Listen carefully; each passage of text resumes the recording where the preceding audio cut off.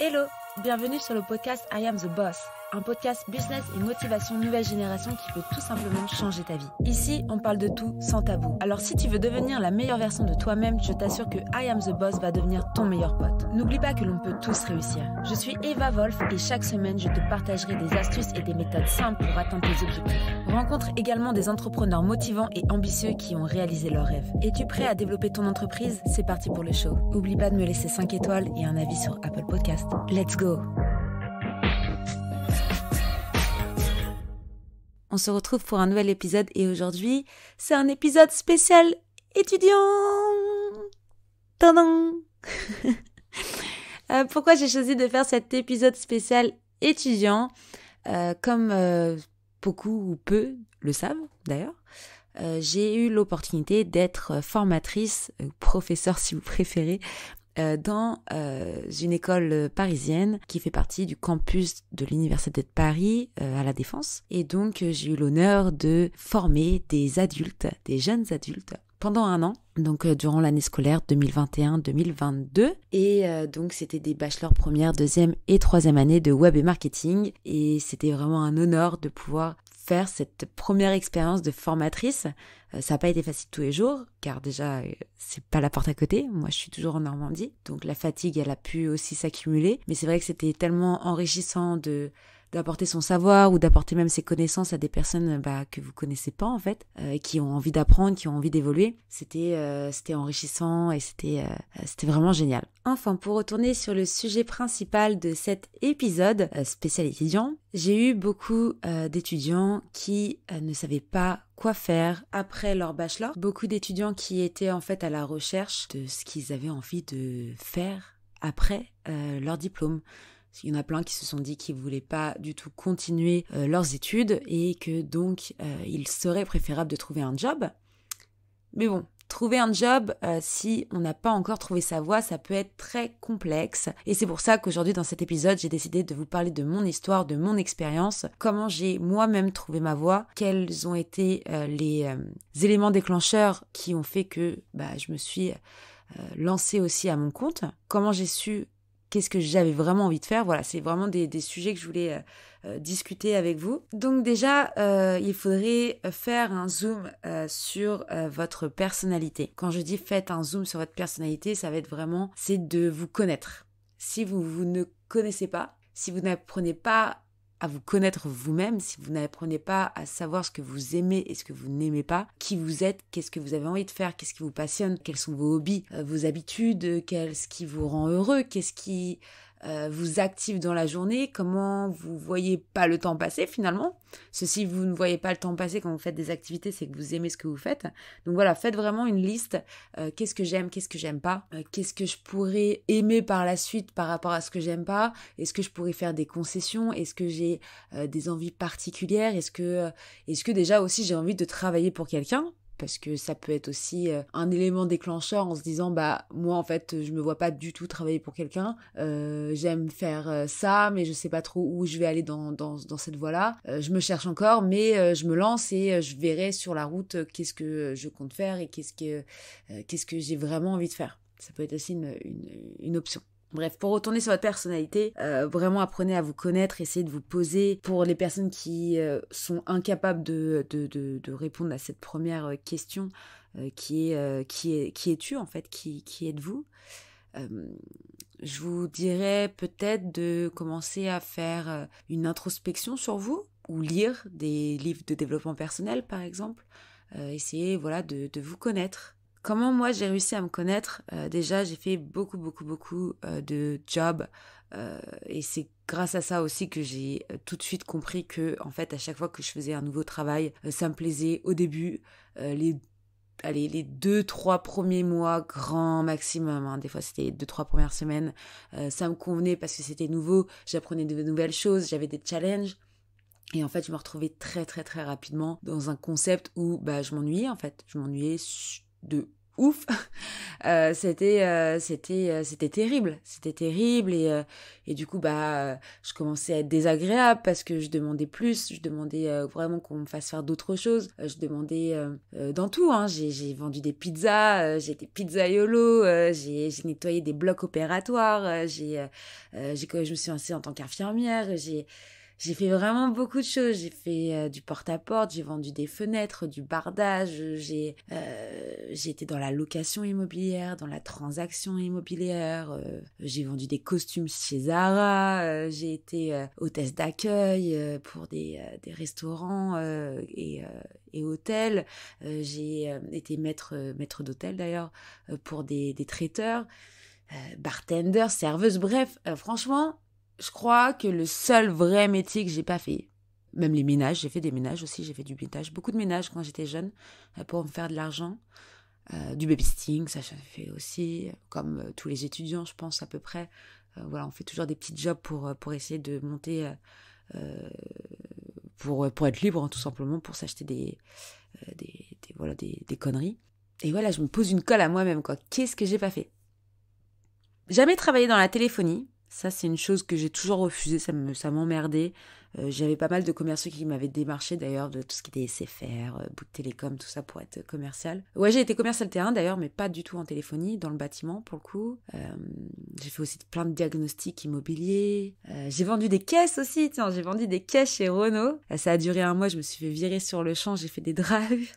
J'ai fait des drives, j'ai vu comment on dit, des drives, sur le parking, parce que mon manager, il m'avait énervé, enfin bref, grosse histoire cette histoire. Et bref, je me suis fait virer sur le champ d'ailleurs, par le siège social de Paris. Non, j'ai vraiment, l'électroménager, la téléphonie, ça j'ai pas fait. L'alimentaire aussi, tiens, j'ai jamais été caissière. Bon, j'ai été caissière dans des magasins de vêtements, donc c'est à peu près la même chose. Je suis prof de plongée aussi. Maintenant, je me suis lancée dans la formation. Enfin bref, pourquoi je vous raconte tout ça? Pourquoi je vous raconte ma vie? Tout simplement, c'est pour vous dire que n'ayez pas peur de faire plein de jobs. Et moi, justement, ça a été la solution. Plus j'ai fait des jobs, en fait, plus je savais ce que j'aimais, ce que j'aimais pas. Et ça a été tellement plus simple par la suite de pouvoir trouver sa voie. Donc, pour conclure, ne désespérez pas. Regardez, la réécoutez si vous voulez. Je pense que ça a été un peu un monologue de les jobs que j'ai fait dans ma life et je pense que j'en ai oublié.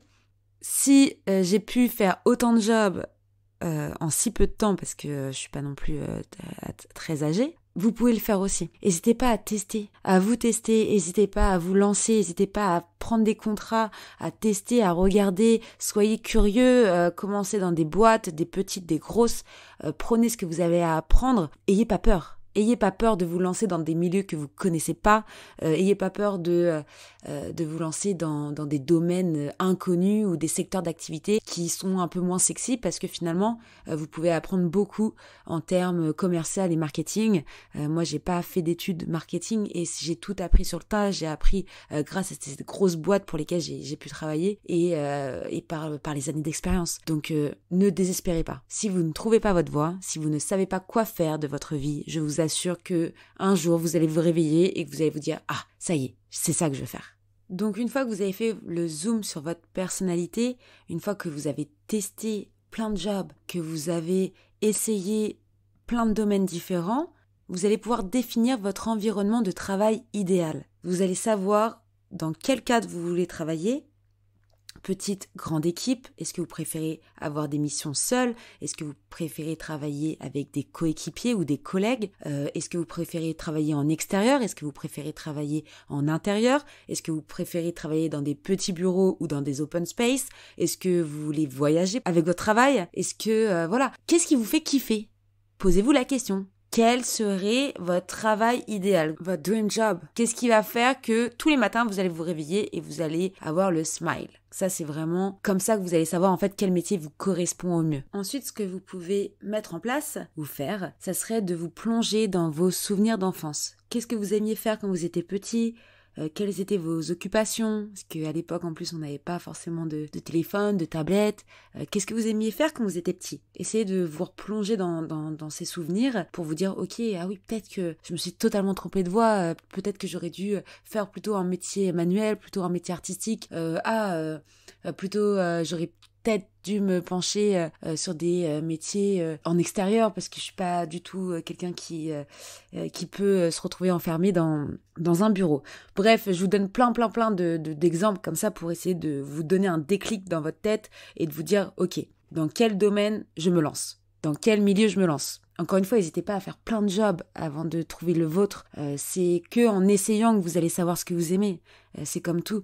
Si vous goûtez pas à des nouveaux aliments, vous n'allez pas savoir si vous aimez ce plat. Et ben c'est pareil. Voyez un peu votre carrière comme un apprentissage. Vous n'allez pas savoir faire une pièce montée demain. Comment vous allez apprendre à faire de la pâtisserie ? Il y a des bases à connaître, il y a des bases à apprendre. Apprenez les bases en vous-même. Apprenez à vous connaître profondément pour pouvoir vous dire ok, ça y est, c'est ça, c'est cet avenir que je veux. Donc vraiment, n'hésitez pas à déterminer toutes les activités qui ne vous conviennent plus, identifiez bien vos centres d'intérêt, vos passions, ce que vous aimez faire. Et pour conclure sur ce sujet, comment moi j'ai trouvé ma voie, ça a été vraiment en essayant plein de choses différentes.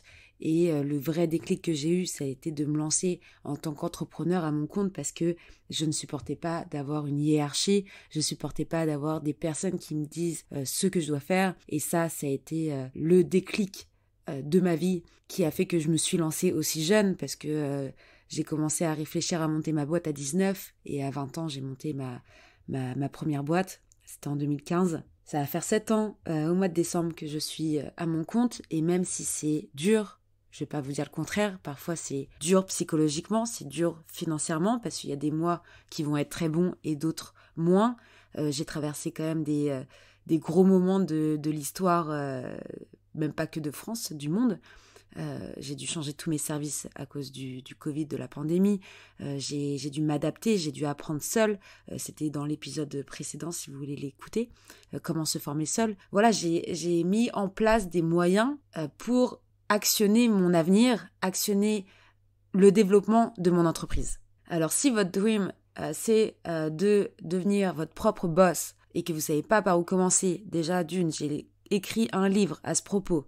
Il est disponible sur Amazon. Pour les étudiants qui n'ont pas d'argent, il est disponible gratuitement sur mon site internet, téléchargeable en e-book. Vous avez un petit workshop, donc vous allez pouvoir faire des exercices pour essayer de comprendre réellement qui vous voulez devenir, qu'est-ce que vous voulez faire de votre vie et dans quel domaine vous voulez vous lancer dans l'entrepreneuriat, parce qu'il y a tellement de domaines qui existent et tellement de secteurs d'activité différents que parfois on peut se retrouver à être perdu, se retrouver seul face à ses choix, face à ses décisions, face à soi-même, face à son avenir, face à ses inquiétudes, à son anxiété. Voilà, il y a beaucoup de sentiments qu'on peut ressentir quand on cherche sa voie, beaucoup de sentiments qu'on peut ressentir quand on se lance à son compte aussi, en tant qu'entrepreneur. Donc voilà, n'hésitez pas à m'écrire, je serais super ravie de vous aider psychologiquement, de vous aider à vous en sortir et de vous aider à gagner votre vie. Et ça, c'est sans rémunération derrière, c'est vraiment avec le cœur que je vous aide. Donc voilà, j'espère que cet épisode vous a plu. C'est la première fois que je fais vraiment un épisode où je parle un peu plus de moi, de mon expérience professionnelle. N'hésitez pas vraiment si vous avez des questions à me les poser. Là, j'ai fait le topo accéléré de mes 10 dernières années de vie, mes 10 dernières années professionnelles, on va dire. Donc voilà, j'espère que au moins ça vous a donné des idées, des envies et que ça vous redonne de la motivation et du courage à vous dire ok, vous n'êtes pas perdu, on peut trouver sa voie même à 30 ans, à 40 ans, à 50 ans, à 60 ans. Voilà, il n'y a pas d'âge pour trouver sa voie, il n'y a pas d'âge pour trouver sa voie professionnelle, son domaine d'activité et on peut très bien partir dans un sens et aller dans un autre à un autre moment. Ça, c'est les opportunités de la vie.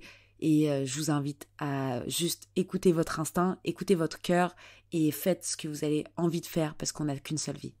Merci d'avoir écouté cet épisode jusqu'à la fin. Tu peux laisser 5 étoiles à ce podcast, laisser un commentaire sur Apple Podcast pour me motiver et je te dis à très vite pour un nouvel épisode. I am the boss. Merci. En attendant, tu peux me retrouver sur toutes les plateformes evavolf.fr. Découvre également mon nouveau projet Squadmate, un outil révolutionnaire pour les freelanceurs.